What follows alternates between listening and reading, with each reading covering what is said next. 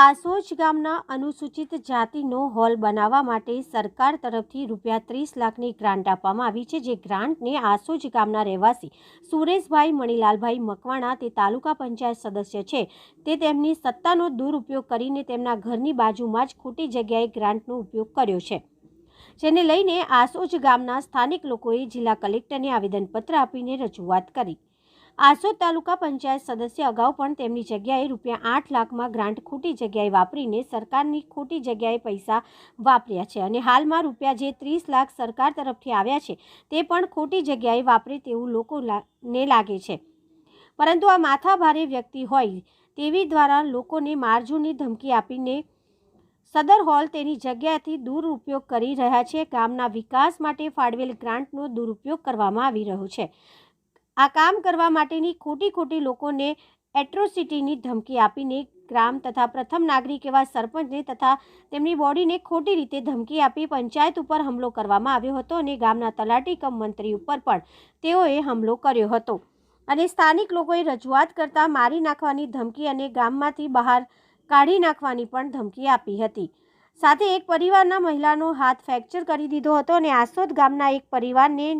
નાત બહાર મૂકી દીધા છે। આ ગામના લોકો દ્વારા સ્થાનિક પોલીસ સ્ટેશન અને વિડીયોને પણ રજૂઆત કરવામાં છતાં યોગ્ય જવાબ ન મળતા આજે આસોજ ગામના સ્થાનિક લોકો જિલ્લા કલેક્ટર કચેરી ખાતે આવી જિલ્લા કલેક્ટરને આવેદનપત્ર આપી રજૂઆત કરાઈ હતી। હું આસોજ ગામની વાણી થઉં છું અને મારા મમ્મી મારા મામાને બધા જ અમારા સમાજના વ્યક્તિઓએ અમને ના તબારો મૂક્યો છે, પ્લસ અમને જે કોઈ બોલાવે એને એ લોકોએ ₹500 દંડ પણ રાખ્યો છે અને આ બેને અમને બોલાયા હતા તો એમનો હાથ તોડી નાખ્યો છે। આવી તો એ ગુંડાગર્દી કરે છે, પ્લસ જે જગ્યા પર એમને જે હોલ બનાવવો છે એ જગ્યા પર અમારે પોતાના જ નડતર રૂપ છે તો અમે ત્યાં કેમ ના બનાવવા દઈએ અને જે 60 જણ એ લોકોના સપોર્ટમાં છે એ લોકોનું ત્યાં કશું છે જ નહીં, બાપ દાદાઓનું કશું પણ ત્યાં છે નહીં, છે તો અમારી જ જગ્યા। અને અત્યારે સરકાર તરફથી એમને જો આટલી ગ્રાન્ટ પાસ થઈ હોય અમે પણ એ જ સમાજના છે, અમે પણ એવું જ વિચારીએ કે અમારા સમાજનું સારું થાય, પણ એ લોકો જ્યારે ગુંડાગર્દી પર ઉતરી ગયા છે તો પછી હવે અમારે ન્યાય જોઈએ અને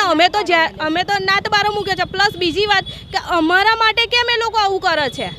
કેમ એમને પંચાયતે આપી છે જગ્યા એ જગ્યા પર કેમ નહીં બનાવતા અને એક નહીં 5 જગ્યા આપી છે, 5 જગ્યામાંથી કોઈ પણ જગ્યા પસંદ કરો। અત્યારે એક જગ્યા પર એમનું કામ પણ ચાલુ થઈ ગયું છે અને સુરેશભાઈ પોતાની નાગઈ પર ઉતરીને જીસીબી બોલાવીને અમારી ગટર લાઈનો તોડી નાખી છે, પ્લસ આ બેનનો હાથ તોડ્યો એને ₹50,000 આપવાનું નક્કી કર્યું હતું એ પણ ₹1 પણ આપ્યો નથી અને એમની જે પત્નીઓ છે જે અમારે નામ તો અત્યારે મને નહીં બોલો પણ એ બધી જ લેડીઝો અમારા નાતની અમે નીકળીએ એટલે અમને ગંદી ગાળો બોલે છે, અમે જેની કંઈ ન્યાય માગવા જઈએ એ બધા અમારા ભાઈડા થઈ જાય છે। એટલે પ્લીઝ અમને ન્યાય આપો અને આ જે નાગાપણું એમનું હોય અને એ સુરેશભાઈ પોતાની સત્તાનો દુરુપયોગ કરી રહ્યા છે। અત્યારે જે પદ પર એ છે એ ભાઈ અત્યારે એમની સત્તાના કારણે અમારી પર દબાણ કરે છે અને ચોર્યામાં ખોટી મિટિંગો કરે છે અને એમને જગ્યાઓ મળી જ ગઈ છે તો પછી શું પ્રશ્ન છે હવે એમને? અને અમે એમને ચોખ્ખું પંચાયતમાં ચોખ્ખું કીધેલું કે અમને આ અંગે નીતાબેન 2 શબ્દ કહેશે।